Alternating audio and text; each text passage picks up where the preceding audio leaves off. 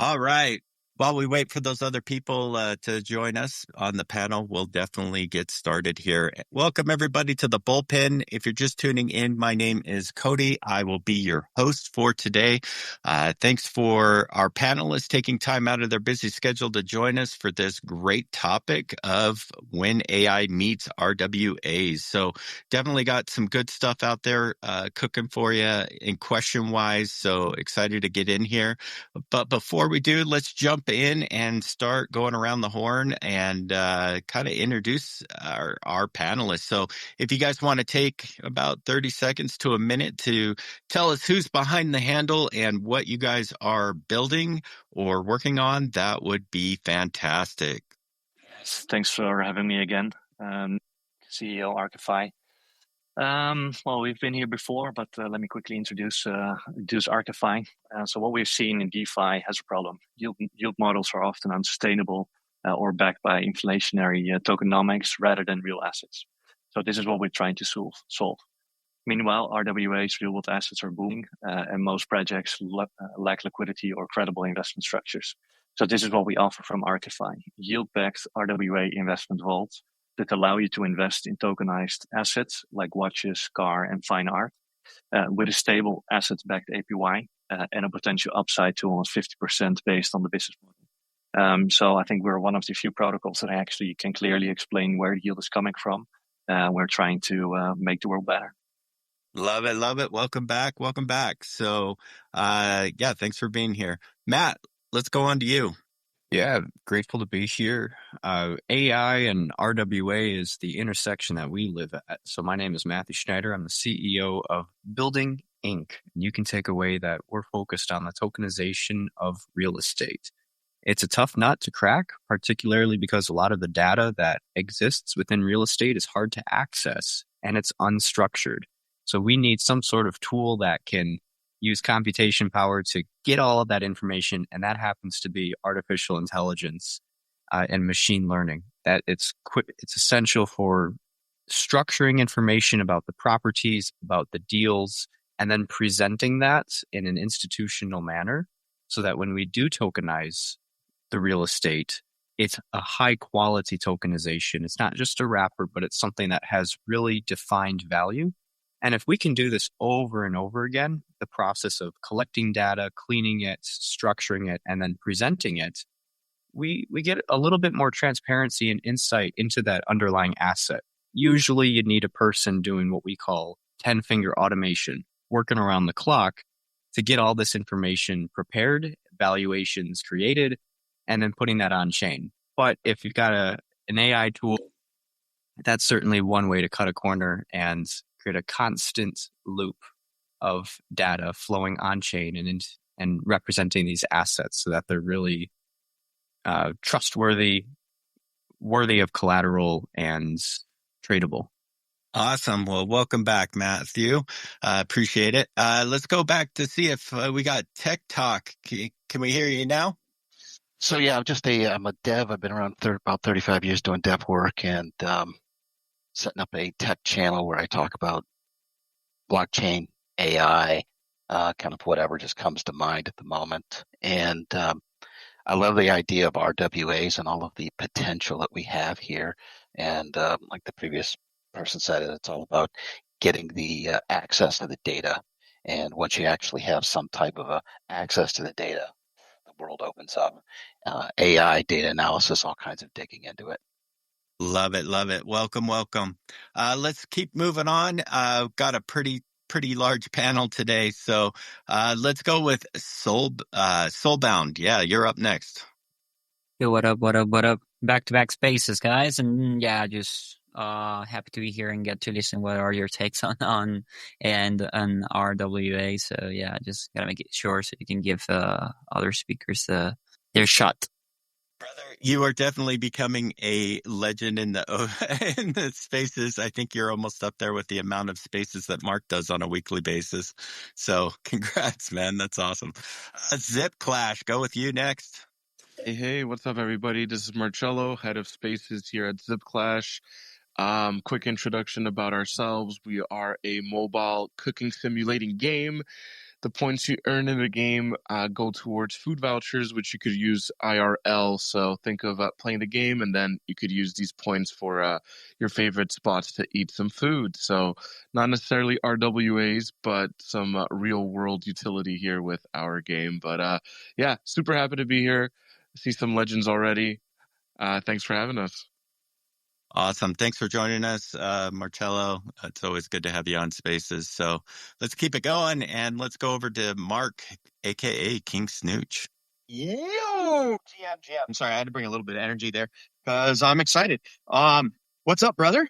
I'm assuming that's Cody because I know that voice very well. What's up, GM again? And Marcello, absolutely love you. You're my fucking favorite person in the space. So excited to be on here. I do have a little bit of sad news. I do have to dip halfway into the space because an emergency call came up that I have to do with family. But yeah, excited about this. AI honestly has been impressing the hell out of me. It's developing so fast. And I'm kind of curious, what's going to happen when that integrates with RWAs because, I mean, both things are moving really quickly into space right now. So excited for this conversation, brother. Oh, that means that you're going to have to jam pack a whole bunch, like a whole hour into like 15 or 30 minutes. So I expect the banter to begin. All right, let's keep going. Robert, you're up next. Yeah, thanks for having me on. So I'm Robert. I'm a BD specialist with Oasis. We're all focused around privacy and how to support that in basically any application. So we have a privacy EVM blockchain. Which in terms of RWAs means, tokenization and transfers and that sort of thing. But also we're building an off-chain solution that supports private AI. So we're kind of trying to do everything related to privacy. And I think it's sorely needed in the crypto space. We've had a couple solutions here or there for transfers and that sort of thing, but not really a good generalizable solution for any privacy need. So that's really what we care about. Love it. Love it. Welcome. And last but not least, Fuse AI. Go for it, my friend. Hey there. What's up, everybody? Grateful to be here. Thank you, Cody, and the rest of the panelists, Matthew, and everybody that I'm starting to see here around these parts. I'm Rick. I'm the business development manager for North America for Fuse AI. When we're not just building artificial intelligence, we're actually building intelligent assets. My background is about 3 decades deep in tech, system design, and decentralized strategy. And the reason why I'm with Fuse is really simple. We're not layering AI on top of Web3. We're actually making AI native to the value layer itself. Fuse is building AI agents. They're self-evolving, tokenized entities that don't just automate. They think, they act, and they earn across digital and our physical ecosystem. So when we're talking about RWAs, we're not just talking about how to tokenize real world assets. We're actually asking things like, what happens when those assets can think for themselves? What happens when ownership meets autonomy? And that's where the next wave lies. That's where Fuse is already operating. So thanks for having me today. Love it. Love it. I feel like there's so many deep rabbit holes we could go down. Is that, my friend? Love it. I love it. All right. Well, thanks to everybody for taking time out of your busy schedule to join us. We've definitely got a great lineup, as you can tell, on our panel for this discussion. And likewise, thanks to all of our listeners tuning in. We appreciate it. We couldn't do these spaces without you. So if you haven't done so already, I would definitely give these guys a follow. They are definitely some legends building in the space of RWAs and AI. Likewise, Receivable is, we're a business that focuses on the backbone of the global economy, which are small businesses. And if you're not familiar with what we do, we basically help provide fast, flexible funding to funders who help those small businesses get the funding that they need, and using revenue-based receivables for basically unlocking that liquidity to help them grow, help them scroll, and help them just automate their operations all across the board. So we are definitely in the RWA space, and we are privileged to be here and have all of these great great legends with us as well. So with that being said, please give this space a share so that we can get it out to the masses and beat the algorithms. It definitely helps. But let's just kind of jump into the first question. So the first question is probably a good one, but let's kind of go from there. Not a traditional popcorn kind of question and answer that you're going to get with this one, but definitely interested in your takes on it. But will AI with RWAs, will AI eventually tell me what items I can tokenize in the real world in the future? Zip Clash, go for it. Yeah, I was definitely coming into this thinking where AI, when it comes to data and what it's going to be able to provide, right off the bat, I definitely think, it's definitely going to be able to drive, tell you, drive you in the right direction on where, to put your money, or what is the next hot item, or what next hot RWA that you should be paying attention to. So, I think when it comes to AI, I think, following market trends, being able to follow charts, being able to follow what's happening in the market, I think, definitely think AI will be playing a massive role in that over the next decade, probably already over the next year. We've already seen so much development with AI over the last couple of years. I can't even imagine where it goes with this. And you guys already know it literally takes one update or one new thing, and overnight things are just different, right? So I definitely think with AI, it's going to be telling us what to buy, what to pay attention to, what's the next market trends, where to, where things are going. And I definitely think AI is going to be a huge help when it comes to that over the next couple of years. Fuse, go for it. Yeah, absolutely. And honestly, I think it's already starting. Here at Fuse, we believe that the real unlock isn't just AI managing RWAs, it's AI discovering them, right? So think about it. AI has the bandwidth to analyze millions of data points, market trends, legal frameworks, IoT signals, and user behaviors all in real time, right? So that means it can identify untapped and undervalued or invisible assets long before humans ever would, right? So we're talking about AI agents that can scan global supply chains and flag tokenization opportunities and unused land, which, might interest people like Matt, local carbon credits, surplus energies, even rainfall data, even loyalty behavior, community governance.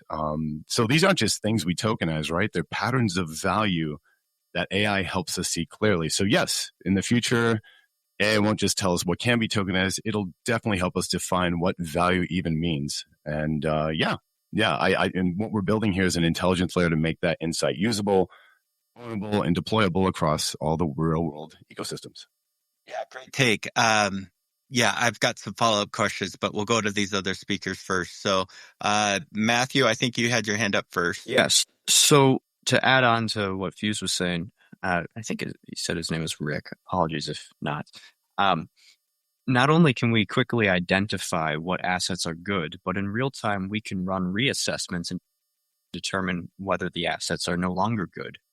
Real-world assets, because they exist in a world of chaos, are always somewhere on a spectrum of opportunistic or highly risky. And if we can continue to update that on-chain and give people that sort of oversight of their assets sitting in their portfolio, they'll have a better idea of when they want to buy, sell, and trade something, depending on the quality of the asset, the financial instruments, and even the status of the chain that it's sitting on if there's a lot of liquidity. You need artificial intelligence to do that just because of the sheer amount of not only computation required, but the prediction, right? We can look back and say, well, maybe this asset is cyclical and it is prone to damage during hurricane season. Let's start to move it out of our portfolio before that season reemerges and just have this living, breathing, flowing of assets. I think that's what people really envision with DeFi. Instead of I'm in a deal, I'm in a real estate asset and I'm stuck with it through thick and thin, even if the thing burns down. We want to be a little bit more proactive. And if AI helps us see around corners that way, not just identifying the good opportunities that could be tokenized or have been, but when they start to become red flags, how do we recognize that and act on it quickly? Great point. All right, Mark. Trying to find the unmute button. I got it. I'm going to be the negative Nelly here and do my spicy takes, but I'm not sure I'm ready for AI to be able to have that much control. I think the thing that AI can help with is helping with the research, but not, I don't think AI should be used as advice or advisory, like saying, hey, this is what's going to pump your bags. Hey, this is the project that's going to give you the best return. I think AI should be used as something that, how can I word this? Something that is able to do the research faster for you and be used as a tool, but not as an advisor. I think that's where I kind of draw the line at this point in time right now. Maybe, who knows, maybe 2 or 3 years from now when AI is better regulated and more secure and safe and more trusted, that opinion of mine might change. But at the current state, I don't think AI is in the point where I would want to use it as an advisor. That's a good take. I'm glad you brought that up. I think that there's a lot of projects out there that are currently building with AI that are looking to run before they crawl, before they walk, or crawl, walk, all that kind of stuff. But I think that is a valid point, valid concern that a lot of people do have. But yeah, interesting to hear what Matt has to say. His hand shot up pretty quick.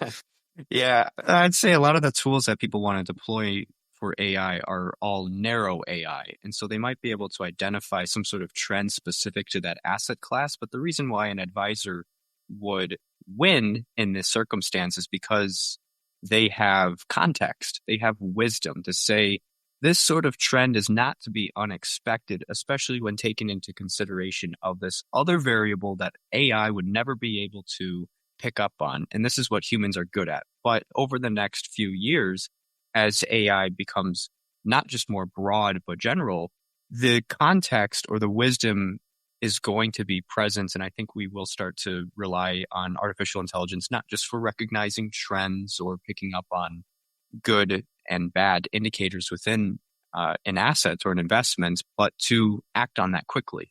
And especially as portfolios grow, it's going to make sense to rely on agents rather than a team of analysts who might be just as prone to error, as compared to AI, maybe even more so, because humans have emotions. And AI should not be reacting on any sort of fear or greed in a market circumstance. This is what people don't do well, where we add in the psychological component and we start moving assets, buying and selling because we're just too excited about it. Hopefully AI does not do that, and it becomes a remedy to that in the advisory perspective. I think you brought up a good point there that AI does take out the emotion in a lot of this, which gives you the potentially a clearer picture on the information that's being provided. I do like that element that you just added. Let's go over to Tech Talk. Go for it. I think some of that will become possible once we actually have better infrastructure, which would be aggregation of assets and other data that will actually allow us to start getting to the point where we could actually have it understand trends better and understand what's good, what's bad, and all the indicators. So I think we have an infrastructure issue first that needs to be solved. And then secondly, when it comes to the AI taking emotions out, to some extent, yes, but based upon what it's trained on, I don't know if anybody's heard the whole, if you offer to tip AI, it actually gives better responses. That's not emotion, but that's actually, since the data it's been trained on says, well, when I get offered money, I do a better job. So it's doing it based upon its training. So we have to make sure that whatever AI we're using is trained on proper data and proper understanding of these human interactions. Yeah, and I think it's good to point out too that there's private AI platforms that are being used, and then there's commercial, right? And so there is a huge difference between the ChatGPT. Oh, I can't even talk today.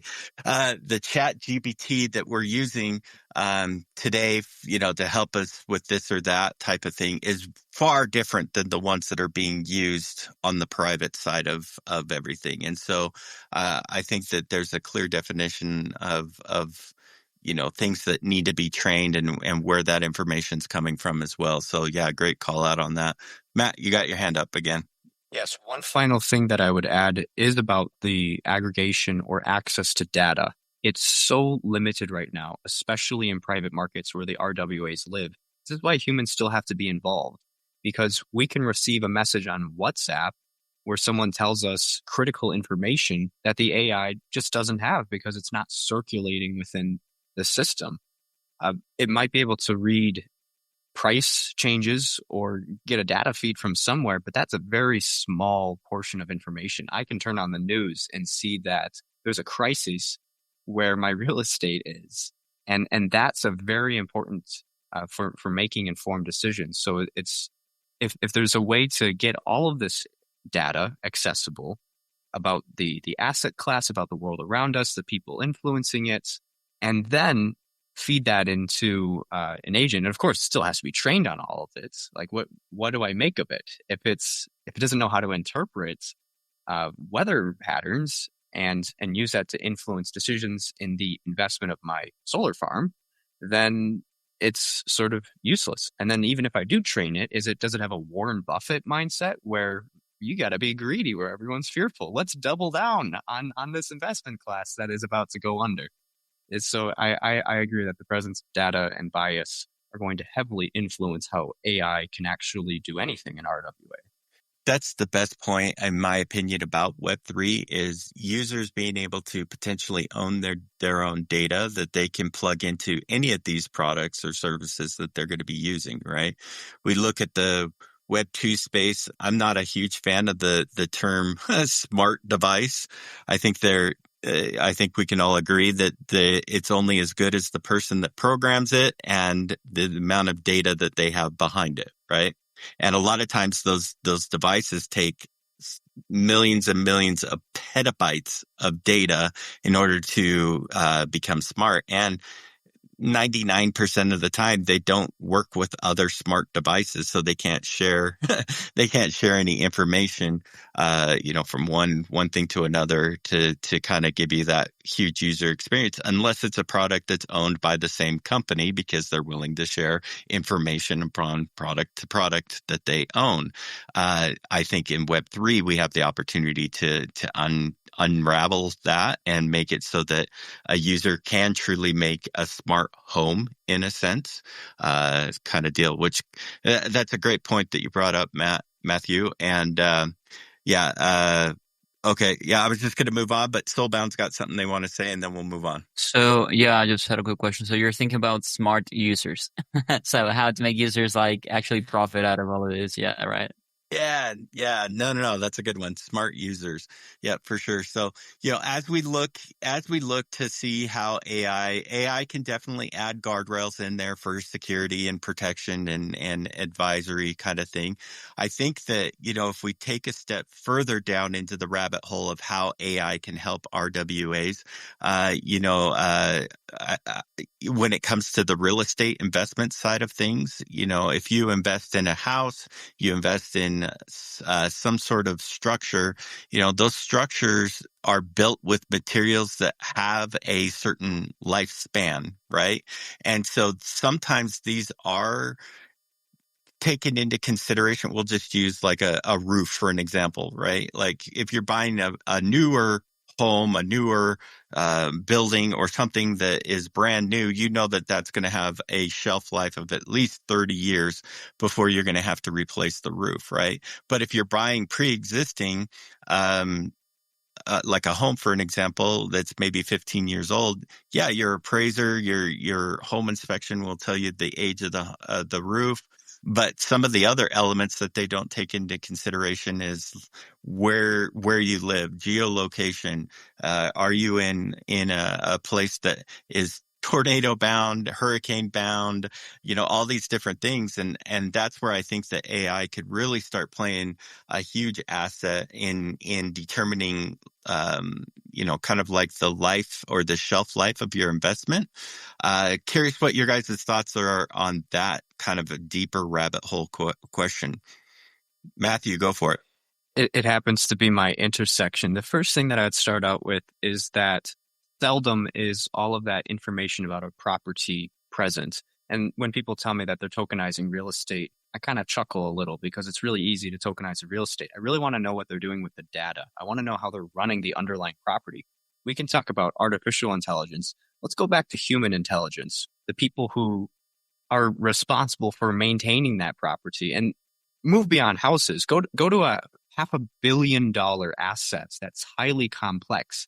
Maybe it has its own renewable energy and a micro data center and a grid attached to it. And it's got 300 residential units and retail space and office. This is something that is highly complex, even down to the ventilation and the framing and how it's built. That data is not captured, right? So it's not present. Sometimes you bring in architects and engineers who design things and then they throw away the model. So you have to go back to the human intelligence. Like, are we actually planning out the full life cycle of this investment class? And I think real estate is a good example, because if you can solve this problem, you can solve any other tokenized RWA. Seldom are they more complex than real estate, from the financing of it to just the way that it's operated.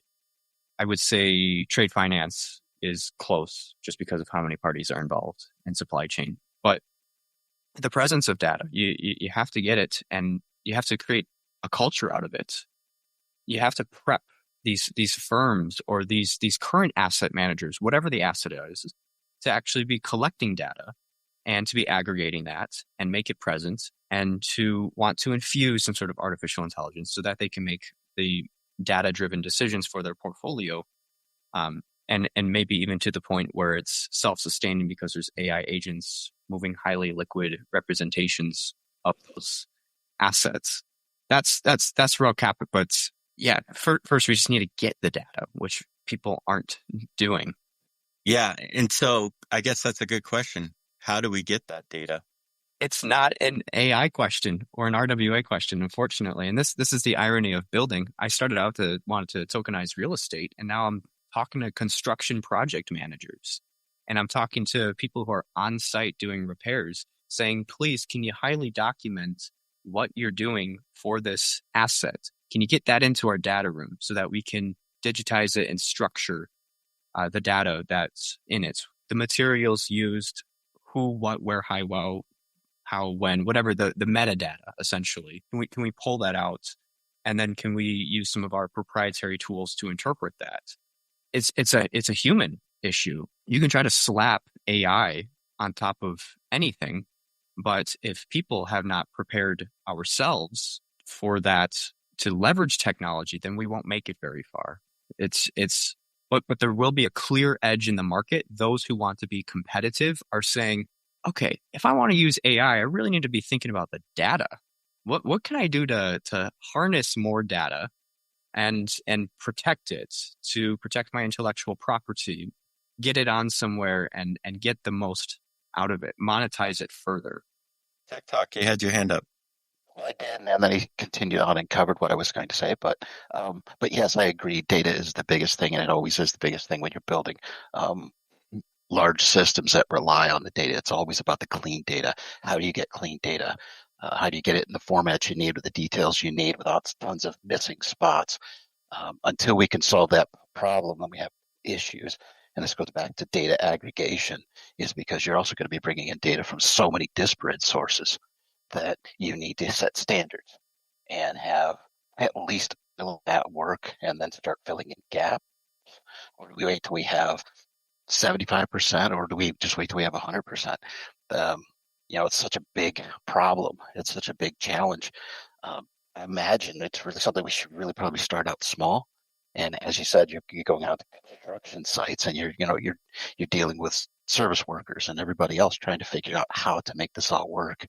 That's a huge challenge. There's tons of I've written a few software packages for the service industry, and every single one of them has just a huge list of things that are custom just to them and how they're dealing with it. And I can only imagine it's the same with real estate management, where you've got houses, you've got apartment buildings, you have corporate buildings, you have massive manufacturing buildings.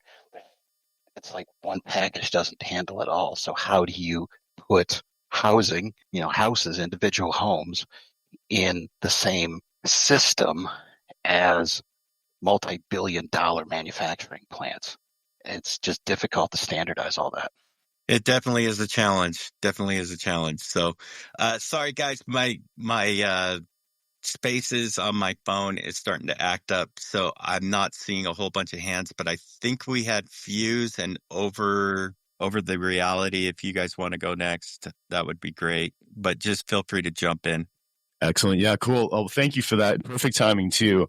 And this is exactly where, and something we haven't really talked about too much, where AI accountability becomes non-negotiable, right? Because it's one thing to tokenize real estate, it's another to let AI help manage, optimize, and generate the yield from that asset over time. And that's why we're thinking about how to not just make AI useful, we're actually thinking about how to make it trustworthy at scale, and that means that every AI agent that we deploy is built with traceability, explainability, and permissioned control baked into its core. So, if an agent adjusts rental pricing, or if it reallocates a property's token yield, flags a compliance shift, or initiates like a maintenance contract, it's not just a decision that's made in the dark. It's transparent, it's logged, and it becomes fully auditable. I think auditability is really the key here, and as these agents become more autonomous, we're also building governance layers where ownerships, communities, DAOs, or property managers can define the agent's rules, thresholds, or even its right to act, right? Because in the RWA spaces, real lives, real land, real livelihoods are at stake. And we believe that intelligence without accountability is just risk, but intelligence with accountability, that's power you can trust, And so, we want to do things in a way that's transparent, adaptable, and always aligned with the humans that they serve. Love it. Great statement.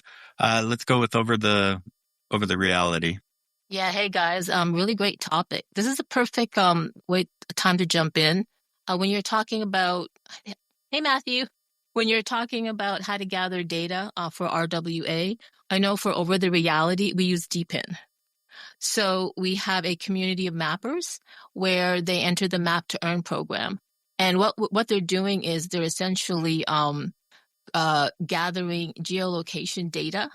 And that geolocation data is actually preparing for the oncoming physical AI ecosystem and infrastructure that we are soon going to be seeing built out. So although this topic is really good being focused on real estate and land development and stuff like that, there are other categories of real world assets that are kind of like behind the scenes, slowly in stealth and growing and whatnot. But just wanted to mention that it's really in the data gathering for community. It's I think somebody said that was a tech talk who said it's human. It's humans. So right now we're in the beginning stages of collecting data. And I know for our community, our community collects data with their smartphones, and they literally physically walk outside and they use our app, and then they collect the geolocation data with their mobile phones. I just wanted to add that. No, that's a great segue into kind of what I wanted to talk about as well. Is I feel like the greatest way for us to bridge this gap from Web 2 to Web 3 and get the data that we need is through the users, through the humans that are actually using this stuff, right? And so I'm of the belief that if you've got these data brokers that are collecting your digital footprint in Web 2, if they wanted to make another wave of money, they should make it so that you can basically tokenize your data that they've collected on you, your profile. I think that would be a fantastic way of being able to bridge that over and allow the users to basically monetize off of their own data that these broker guys are collecting on you. So being able to plug it into a variety of different products, services, things like that will only make the experience so much better. And that's, in my opinion, what Web3 is really about, is allowing you to customize how you consume data, how you interact with products and services, brands, things like that. So that definitely opens up a wide range of opportunity. Matthew, go for it.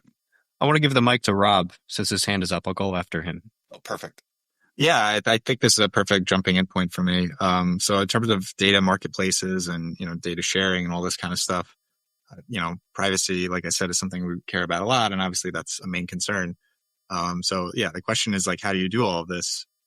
And obviously, we have a solution for ourselves, but more generally, I really see, like TEEs being the future of this. I think there's such an underrated technology, but basically you can do any computation that you normally would do, any sort of, data manipulation, but do it in this black box. And, there's other solutions like ZK and stuff like that, but, this is what we're focused on. And I think it just fits perfectly with what we're talking about here, where you need all these different components to come together and you needed to do it in a particular way so that users can share their data. But how do you actually do it safely? Like, how do you build something that people can actually trust? Because we've seen, data breaches and leaks, affecting, I guess, billions of people at this point. I think Yahoo was over 1 billion people. So everyone's affected by this. And, we need to build these things in a smart way using privacy. So yeah, that's what I wanted to chip in on. I think it's just super important we focus on that. Totally. Definitely agree with you there. All right, Matthew. Privacy can't be understated. We can talk about data and using it, but we also have to respect privacy. And I think blockchain is a really good opportunity to maintain privacy in private markets while unlocking the power of public markets. If we're talking about trading and investments and liquidity, there has to be access to a lot of information, but we need some sort of concoction where that data can be housed somewhere that is safe. It's not on new technology that can be easily compromised. And so really cloud is the best solution. But then you say, how do we get that data? How do we verify it? If it's still behind closed doors, how do we come to trust it? And that's where blockchain comes into this, because we can have authority or authenticated figures who are reviewing information. They give the green flag, the thumbs up, that gets hashed to the chain. And then any sort of number or valuation that comes out of that, we have a little bit more confidence in, because we know that there was some sort of mechanism or protocol used to verify this information and make that portion publicly available while still respecting intellectual property. If you want asset managers to participate, you have to understand that they have their own rules about what information can be made readily available. And if you tell them, well, just give us all your data and we're going to give it out to the world, they're going to say, no way, Jose, I'm not tokenizing. I'm not doing that method. So you have to play within their rules, or they're going to stick within TradFi forever. So respecting their privacy, but then introducing the benefits of these public markets, potentially more liquidity or distribution, that's how you'll get them to play along. And that's what we've done at Building, where we do have a data room that is set up. We're not putting stuff on chain or trying to use blockchains as file storage. We still leverage cloud, and there's trillions of dollars of infrastructure that has gone into that. So you might as well. And creating some method for information to be verified, then it's put on chain with a tokenized asset. Totally agree. I think it's very interesting to, we've brought up data breaches, we've brought up privacy. For anybody that lives in the US, a lot of people don't realize that a lot of the insurance companies already leverage blockchain technology for storing their data. It's very rare that you ever hear of data breaches from medical type of companies like that because of the technology that they're using. But in a sense, with like the biggest offender, Target, and some of these other guys that have had some massive data breaches, they're still relying on those cloud servers, the servers that they host, those kind of things. And it's on the flip side of that too, is it's really interesting that, blockchain has the technology to protect people's privacy, protect their data like no other, but yet they're reluctant to go onto it because it's quote unquote public, that anybody can see it. But in reality, when it comes to Twitter, when it comes to all these different social media platforms, and even some of the banking institutions, through KYC, how many KYCs have we ever done? How many times do we have to link our bank accounts to certain products and services, right? We're freely giving up that information to people, even though it's behind quote unquote closed doors. It's really, that's more accessible than it would be on the blockchain, which has always blown my mind when it comes to that kind of stuff. Fusey AI, you had your hand up, and then we'll go back to Matthew. Yeah, I just wanted to just pull it back, Cody, what you talked about earlier. You said something and you nailed it. The best bridge between Web 2 and Web 3 isn't just infrastructure, it's actually the humans, right? And as we all know, the challenge with Web 2 is that people became the product. Our data's farmed, it's monetized and sold, and we didn't even get a thank you, right? So, but with Web 3, of course, we have this new paradigm where data becomes user-owned asset, and blockchain becomes accountability that protects it, right? So imagine an ecosystem where you're, like we were talking earlier, your browsing habits, your biometric data, your creative outputs, even your emotional insights, right, are stored in an encrypted, zero-knowledge environment.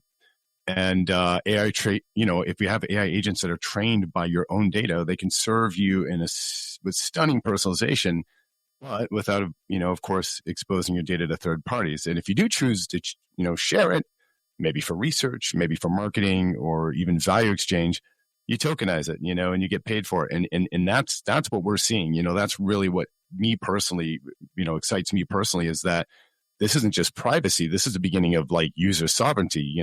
We've been talking about how we've been giving up our data for years, and so this is really the time where we can actually, get this whole entire movement back into where it's powered by private on-chain data, where we can give control to the keys to the users, and the value flows back to the users, not to the platform, and we're looking forward to a day where blockchain doesn't, people see blockchain not eroding privacy, but it actually becomes a very mechanism that restores it. A freaking man. Love it. Matthew, go for it. Yeah, super glad that Fuse jumped in there, because that's the point that I wanted to follow up on, which was about the monetization. If we go back to incentivization for this transition, being able to take control of your data and monetize it, that's huge. But it's also really great for something like real estate tokenization, where you have a lot of stakeholders and you wonder what's going to convince them to participate, to digitize so that we can tokenize. And it's knowing that perhaps down the line, the data that they're contributing is being monetized in a couple different formats, and that the money goes back to them. Perhaps it's an architect wondering, well, why should I hold on to the model for the building? I suppose it could be used so that the next time we replace something, we can look at the design and say, oh, here's where we install it. That's good. But maybe it's the intellectual property that the architect is most interested in, knowing that storing this and it's going to be used in the future for another development, and they still get attribution for that. That's going to be really, really interesting. And you start to see this marketplace of ideas where data and information are the ideas, and we want to contribute that because we know that we're going to get some sort of payout down the line, or even indefinitely. And we talk about AI agents making decisions for us. Well, they're making decisions based off of human decisions in the past, right? That's how we train them. And if our decisions, our wisdom, and our experience that we spend decades gathering can now be monetized, I'm going to be much more excited to contribute that in training the model. And I can be held accountable, right? If I've done something well, that is shown, and if not so, that's also highlighted. Yeah, a few years ago, I was working on a sports app, and it was basically providing data to like places, manufacturers of sports equipment. We'll just use Nike as an example. They've got a shoe for an athlete. They've done rigorous testing on it, but because we were providing that data to a shoe manufacturer. They were able to apply the athlete's wear and tear on that shoe. So they were able to enhance the product itself, but also monetize and pay back the athlete for participating, for using their shoe, for providing the data, but also it allowed them to basically make recommendations on different sports equipment to help them better enhance their athletic sport that they were in. But on the same sense too, is this make not only recommendations but also recommend when they should replace those shoes as well. And we've kind of talked about that already, but yeah, I'm a huge fan that personalized data is definitely going to be the way of the future when it comes to providing this data that these RWA assets definitely need, and AI is definitely going to be the route that's going to kind of translate all of that into what this really means in terms of an investment. So we've got about 10 minutes left. I appreciate everybody that has participated so far. Thanks to everybody that's tuning in as well. If you guys happen to have a question, feel free to throw it out in the comments below. I'll bring those up here in just a minute if there are any questions on this topic or for specific people on the panel. So again, throw those down in the comments. But kind of as a last question here, I know it gets asked sometimes, but realistically, in the next 5 years, if we could go to Mars and back in 10 minutes or so, where would you guys see, or where would you like to see AI and real world assets come together? What kind of sci-fi things are we looking to do with them? Go for it. Zip Clash, go for it. Yeah, I mean, if we're talking about Mars, I'd love to own a piece of Mars. If there's any real estate up there that is happening, that would be really interesting. So that's the first thing that came to mind. I want to own some real estate. Don't give Elon any ideas. All right, let's go with Robert. You're up next. Yeah, I think in order to do that, you definitely need AI because, Mars is not owned by any one country. And unless it was fought over, militarily speaking, you would need some kind of third party objective non-human arbitrator to decide who gets what piece of land. So I think that would actually be one of the best use cases of AI.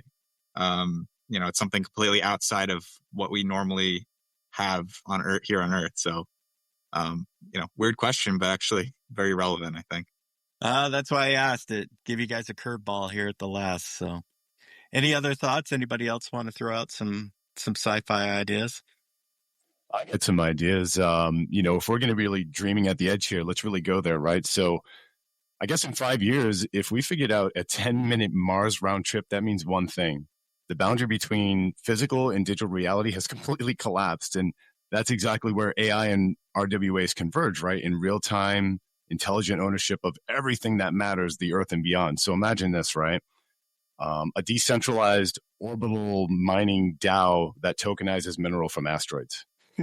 Right? Or like an AI agents that manage the extraction of logistics, convert the outputs into, say, tokenized commodities and autonomously settle trades with Earth-based manufacturing hubs, right? Or the yield that comes from the data and labor, tokenized, fractionalized, distributed to people holding governance tokens on Earth, in virtual reality, or maybe even on Mars, or, so yeah, in 5 years, we might not just own land. We might own intelligent, self-managed digital twins of every asset that we touched. And we're trying to lay the groundwork for that reality where AI doesn't just help us manage the world, it helps us expand it. So yeah, great question. Tech Talk, go for it. Well, if we're talking about huge advancements in AI, then let's merge it with robotics and set up football stadiums on the moon and watch robots or androids play football on the moon. That would be awesome. That totally reminded me of, I played this old game on Sega called Mutant League Football, and I don't know why, but my mind just went to that. So thank you. The old nostalgia of it. No, that's good. Anybody else have anything they want to add? I have a small one, so not going so far away from it, but talking about what we call soccer. I don't know what you guys call it. Should call it like that. It's supposed to be called football, but anyways, I knew a project from a football team in Spain that's called Betis, and they were selling pieces of the pitch in NFTs for their the people who support the team and stuff like that.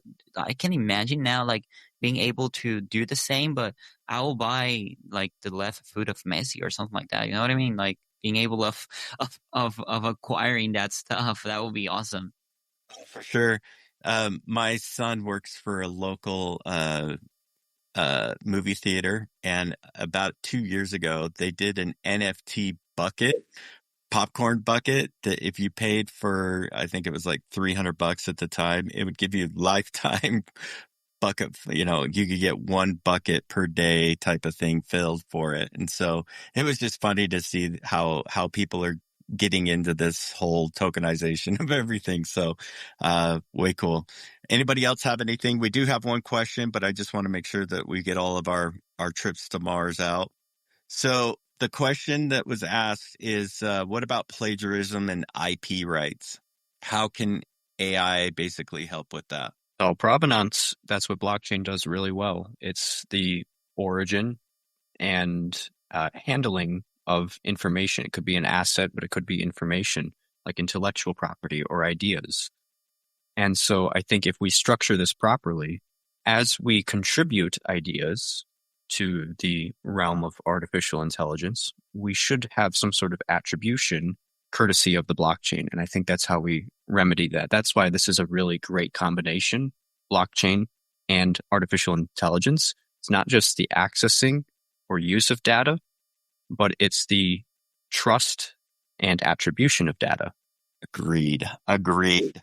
So yeah, great topic today, guys. We definitely appreciate all of our panelists for joining us. Likewise, give them a follow. They definitely deserve it. We got some good people building some great projects up here. Again, thanks to all of you guys for tuning in as well. We appreciate you. Again, couldn't do this without you. It's definitely, RWAs are still in the infancy stage. There's a lot of cool use cases and studies that are being done on it, but definitely just scratching the surface of things that we can do. But yeah, if you guys want to just give a quick little shout out to how these people can follow you, that would be fantastic. We'll go back around the horn. We'll start in reverse order this time. We'll go with Fuse AI first. Hey, everybody. Yeah. Thanks so much for having us today here. We do have a nice presence here that we're building here on X. You can get us at FuseAI_net.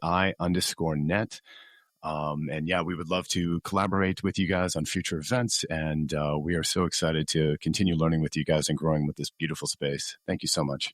Yeah. Thanks for coming. Soulbound, you got your hand up. Go for it. And I just wanted to share something very quick. So I think some of you already know, but we're running like bounties with AVAX and doing stuff very cool there every week. Right now, there's this bounty for Castle of Flagwater and Off the Grid. So if you guys are already playing, you can just jump in, stream it for a while, monetize, and yeah, just cash out from playing. Tomorrow we have our space too, so we would love to have you all there. I'll update the title on X co-host later today, but I just have to put a title as a placeholder. So yeah, we'd love to see some of you there tomorrow, so we can keep on doing the conversation of the ecosystem. So yeah, love you all. Thank you for participating. Let's go with Tech Talk next. Thanks for having me on the space. This is really awesome. I think we need a lot more conversations about RWA in the future, and the visionaries here have been very insightful. I think I've learned more than I expected, that's for sure. Great crew. Find me at Tech Talks with Paul on YouTube. You can find the links in my X account. And I've got YouTube. You can go to my website, has all the information. Reach out to me. There's a contact form.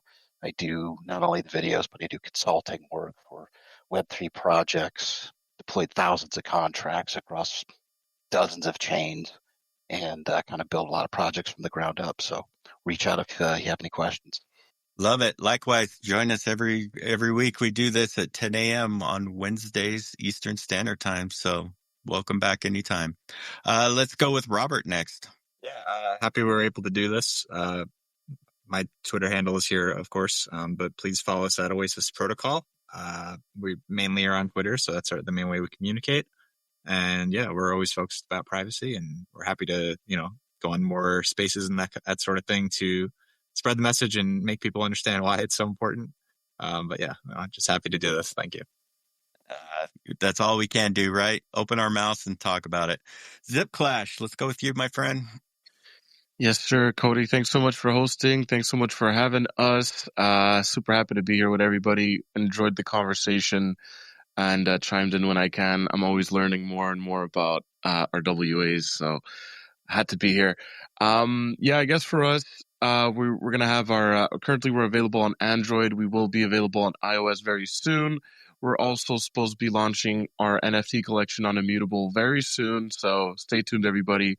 Well, it might be a free mint, so we'll probably be giving out some whitelist spots for that. But until then, catch us on some spaces, give us a follow. I mean, for that matter, give everybody here on stage a follow. If you're not already following everybody here, I don't know what you're doing. But thanks for having us, guys. I got to jump to my next call. Thanks so much for having us, and this was fun. Likewise, as always, legend. Appreciate you.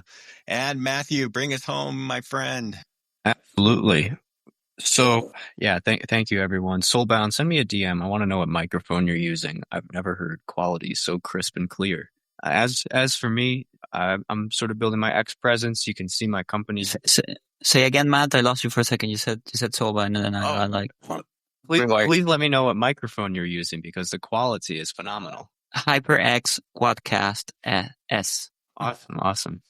Yeah, so everyone can find me here on Twitter. Building is in my bio. We've got a small little LinkedIn presence, but we're a force to reckon with. We do a lot on LinkedIn. If you're on LinkedIn, certainly reach out. Same name, Matthew Schneider there. And happy to talk about tokenization, data, real estate, and just continue to build something big. Awesome. We'll probably be reaching out to you, Matt. We've got some stuff cooking on the Web 2 side of things with LinkedIn that we'll be doing in the upcoming month. So perfect. Yeah, I'll reach out to you on LinkedIn for sure. So again, thanks everybody for tuning in. We appreciate you. Until next time, grab the bull by the horns and take control of your week and make it happen. So thanks everybody. Have a great week. We'll talk to you later. Bye-bye.